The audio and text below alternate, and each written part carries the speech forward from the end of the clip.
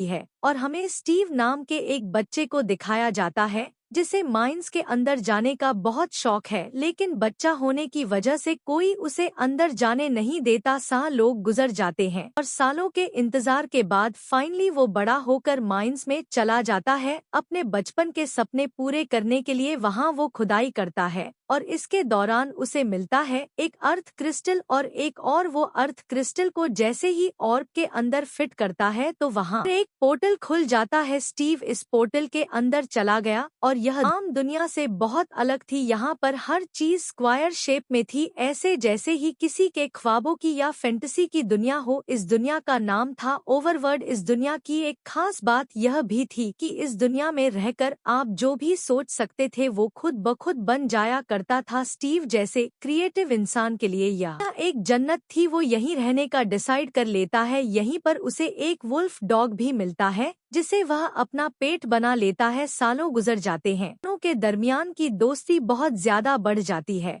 और दिखाया जाता है कि स्टीव ने भी यहाँ बहुत कुछ अपने लिए बना लिया था। एक दिन काम करते हुए उसे एक और पोर्टल नजर आता है जिसे वह एक्सीडेंटली खोल भी देता है और उसके अंदर भी चला जाता है। पता चलता है कि इस टाइम इस पोर्टल के जरिए वो ओवरवर्ल्ड की एक दूसरी डायमेंशन में आ गया था। इस दुनिया था नीदरलैंड। यहाँ पर कुछ क्रिएटिव नहीं था और ना ही यहाँ पर खुशी थी। यह दुनिया मानो एक जहन्नुम थी। स्टीव के यहाँ आते ही यहाँ की क्वीन स्टेव को पकड़वा लेती है और उसके पास से अर्थ क्रिस्टल करना चाहती थी जिससे वो ओवरवर्ल्ड को खत्म कर दे, क्योंकि ओवरवर्ल्ड ने उसे एक्सेप्ट नहीं किया था। क्वीन के इरादे जानकर स्टीव बहुत ज्यादा डर चुका था। वह समझ गया था कि ओवरवर्ल्ड को अगर कोई बचा सकता है तो वह खुद ही है। वह रात होने पर सबको चकमा देते हुए अपने आप को छुड़वाता है और अर्थ क्रिस्टल और ऑर्ब को चुरा लेता है। स्टीव ने इस क्रिस्टल को बचाने के लिए अपनी जान दांव पर लगा दी और क्रिस्टल को एक बैग में डालते हुए अपने पेट डॉग को दिया और कहा कि इसे लेकर तुम हमारी दुनिया में चले जाना, गिनी अर्थ पे जाना और अर्थ पे जाकर तुम इसे मेरे कमरे में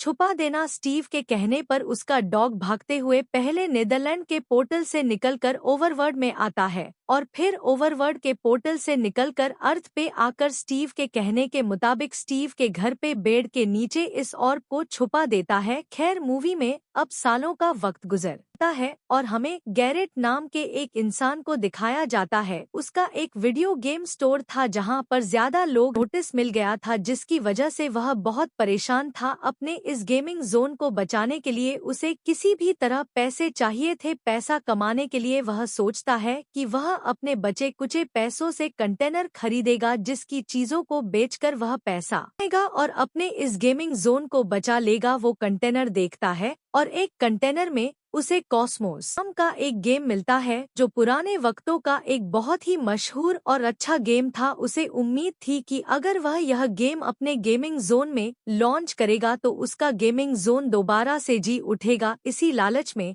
वह यह कंटेनर तो खरीद लेता है, लेकिन आगे जाकर उसकी किस्मत दोबारा उसे धोखा दे देती है। उस बॉक्स के अंदर सिर्फ कुछ पुरानी बेकार चीजें थी, ना कि गेम। लेकिन इसी कबाड़ में उसके हाथ ऑर्ब और क्रिस्टल लग गया था जिसे उसने उठा तो लिया, लेकिन वह यह नहीं जानता था कि इसका असल मकसद क्या है। ऑर्ब और क्रिस्टल उसे सामान में से इसलिए मिला क्योंकि यह सामान स्टीव के घर का था। गैरेट की किस्मत इतनी खराब चल रही थी कि जब वो उस ऑर्ब और क्रिस्टल को लेकर भी अपने घर जाने लगा तो उसकी कार का इंजन फेल हो गया और गुस्से में कार से बाहर निकलकर वो चिल्लाने लगा। सीन कट होकर दूसरी तरफ हमें हेनरी नाम के एक उसकी बहन को दिखाया जाता है। हेनरी एक बहुत ही जहीन लड़का था और स्टीव की तरह ही उसकी इमेजिनेशंस भी बहुत ज्यादा अच्छी थी। वो जो कुछ बनाने का सोचता था पहले अपनी ड्राइंग बुक में उसका स्केच बना लिया करता था। दिखाया जाता है कि हेनरी गैरेट के नेबर में ही शिफ्ट हुआ था। सुबह स्कूल जाने से पहले वो गैरेट के गेमिंग जोन को विजिट करता है। यहाँ वो गैरेट से भी मिलता है और उसकी चीजें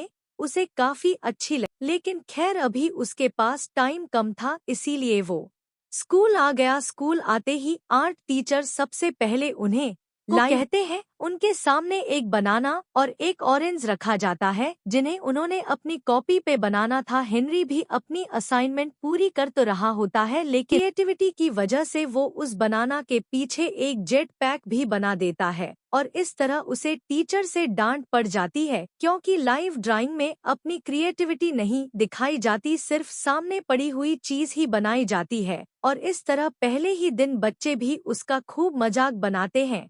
हेनरी को बहुत ज्यादा गुस्सा आ गया था। वो अपनी बनाई तस्वीर को सच करना चाहता था, इसीलिए वह बहुत मेहनत करके एक जैक पैक बना भी लेता है और उसे एक स्केलेटन के साथ लगाता है। वह इसका टेस्ट करने के लिए स्कूल के ग्राउंड में लिए खड़े हो गए, लेकिन यहाँ पर एक बच्चे ने इस जेट पैक की एक वायर काट दी, जिसकी वजह से यह जेट पैक उड़ा तो लेकिन हेनरी के कंट्रोल में नहीं आ सका हुआ। यहाँ तक कि प्रिंसिपल ने भी घर से उसे किसी को बुलाने को कह दिया। वो जानता था कि अगर उसकी बहन यहाँ आई तो उसे बहुत डांट पड़ेगी, तो फौरन उसने गैरेट को कॉल मिलाई, जिससे उसकी अच्छी दोस्ती हो गई थी। वो गैरेट को कहता है कि अगर तुम मेरे अंकल की एक्टिंग करते हुए मेरे स्कूल में आओगे तो मैं तुम्हें $2000 दूंगा। पैसों को सुनकर में ले आता है। यहाँ आकर हेनरी देखता है बिल्कुल ठीक था, लेकिन पता नहीं कैसे वो कंट्रोल से बाहर हो गया। अपने इस फेयर प्रोजेक्ट से वो बहुत ज्यादा हो चुका था, इसलिए उसने अपनी पूरी डायरी ही डस्टबिन में डाल दी। इसके बाद वो शौक में